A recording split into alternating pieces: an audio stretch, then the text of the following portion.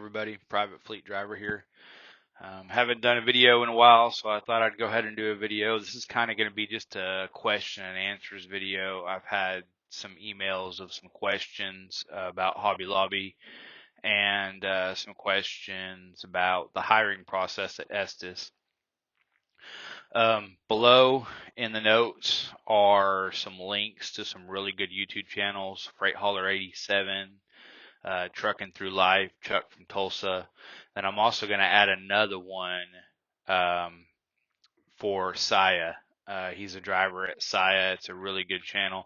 He explains his job and answers a bunch of questions through Saia. So that one will also be down there. I also put the link to apply for Hobby Lobby and the link down there to apply for Estes if you want to apply for Estes. I'm sitting in the hotel in Des Moines, Iowa. I get my hours back in about 30 minutes, and then I should be rocking and rolling. Everything's going really good. I love it. Finally got some stuff fixed on my truck, so I'm good to go. I just dropped it at the Dallas terminal and took a loaner truck to the hotel. By the time I got off my break, they had it all fixed for me. So that's pretty cool that they can do that. You don't have any downtime. I got a little taste of road breakdown last night. On my way to Des Moines from Kansas City, I blew an airline on my dolly. I know that I could have just swapped some lines around back there and basically pulled the back trailer caged the rest of the 100 miles, but I was only 3.5 miles from the weigh station, and there's just no point in chancing that. I had quite a bit of weight on both trailers, so I wasn't even gonna do that. I called road breakdown. They answered pretty quick. I wasn't on hold very long. Told them I was only 19 miles from the Kansas City terminal, and they sent somebody up from the Kansas City terminal to replace my airline. I also asked him on the phone if he could bring me an extra airline.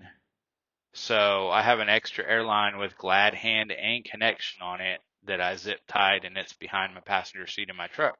So if this ever happens again, I'll just fix it myself because I carry tools with me in the truck.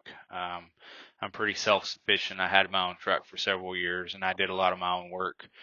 If I can fix something in 15 or 20 minutes and be back up on the road, I'm going to do it.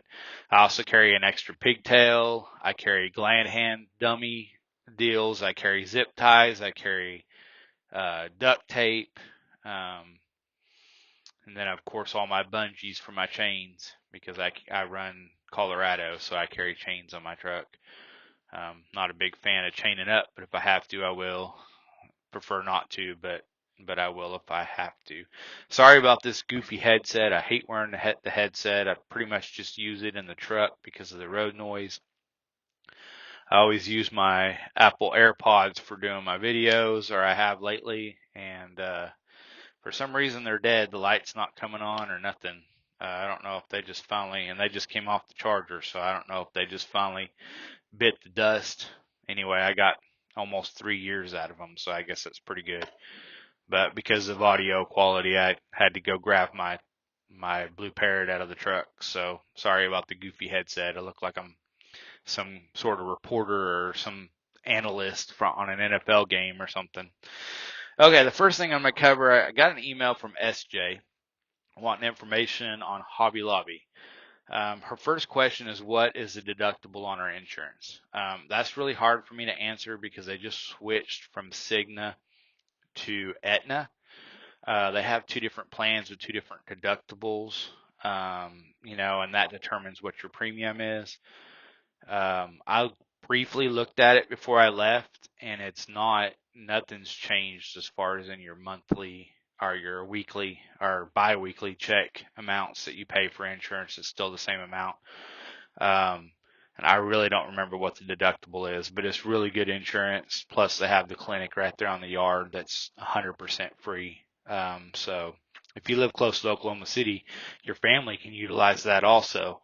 But even you as a driver in between loads or something, you can get an appointment there.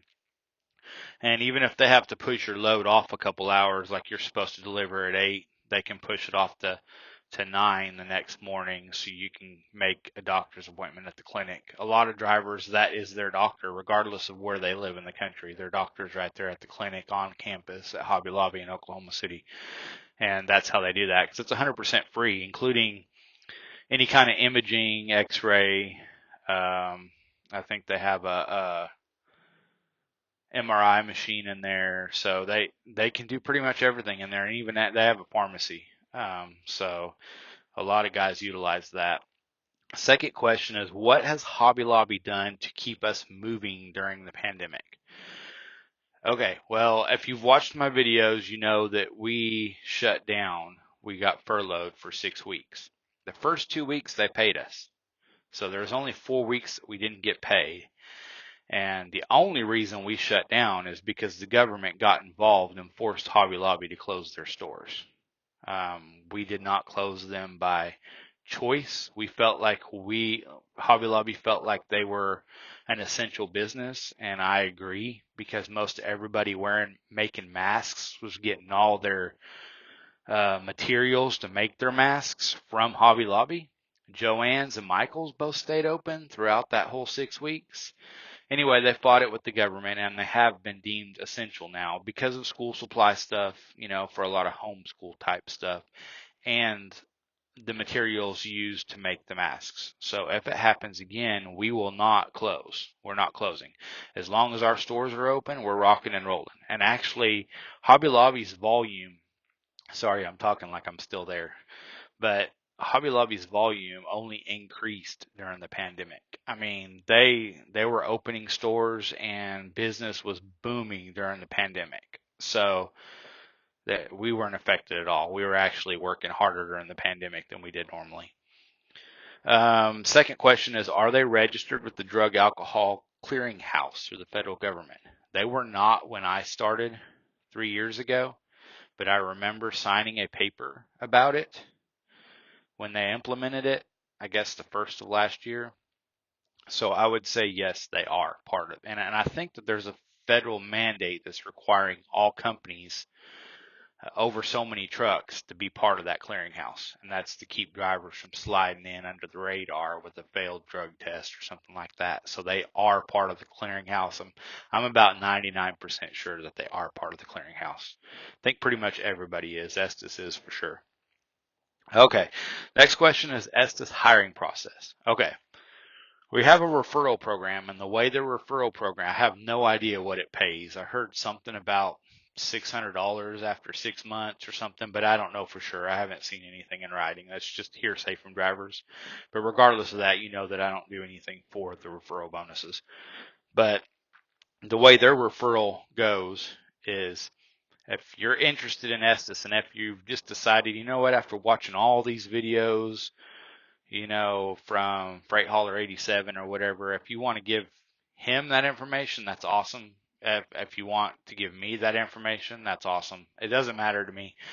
It's just a referral to help you get on.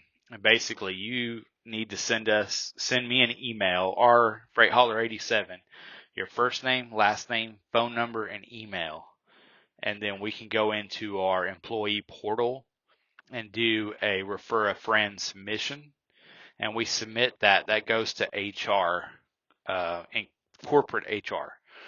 So, and then they will normally call you. It probably not a bad idea to go ahead and fill out the application, online application at the same time.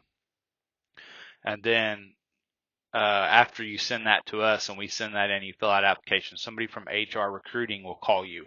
And what they're going to do is they're going to kind of do a phone interview with you, basically just to make sure that you meet all the minimum qualifications before they push the application on farther.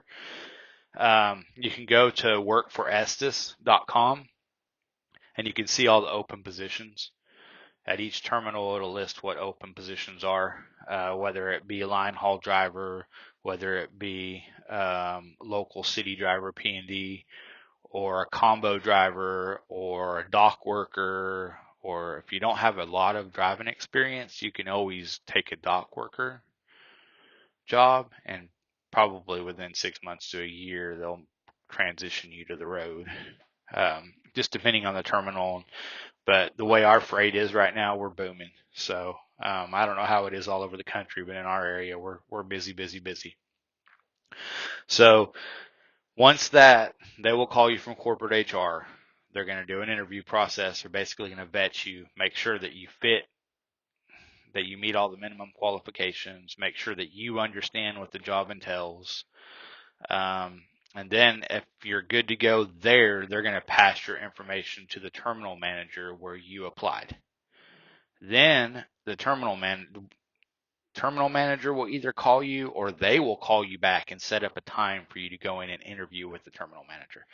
What I suggest is as soon as you get off the phone with them and you've put your application in, or even before they call you, once you've put your application in, call the terminal manager at the location where you're wanting to work, or just go in there Monday through Friday, 8 to 5, ask for the terminal manager, sit down with them, pick his brain, and just let them know, hey, I put in an application here. I haven't heard anything yet. I'm sure they're fixing to call me, but I just wanted to give you a heads up. I really want to work here. I want this job. It shows that you're ready to come to work and yet you really want the job. It shows a lot of, it just shows that you're very proactive. So I would definitely call the terminal manager as soon as you put an application in. Once the terminal manager interviews you, I know my terminal manager, he doesn't hire anybody the first meet, no matter how much he likes you, just because he's a pretty Christian guy and he wants to pray about it. He wants to make sure that it's the right choice. I interviewed, he pretty much told me that I had the job. He told me that he doesn't make a decision on the first visit, that he'll think about it and he'll get back with me. He called me the very next day and told me I had the job. So if they don't tell you that you have the job in that interview, don't worry about it. If you haven't heard anything from them in a couple days, call them, because all that does is it shows that you're self-motivated. It shows that you want to work here and that you're ready to come to work.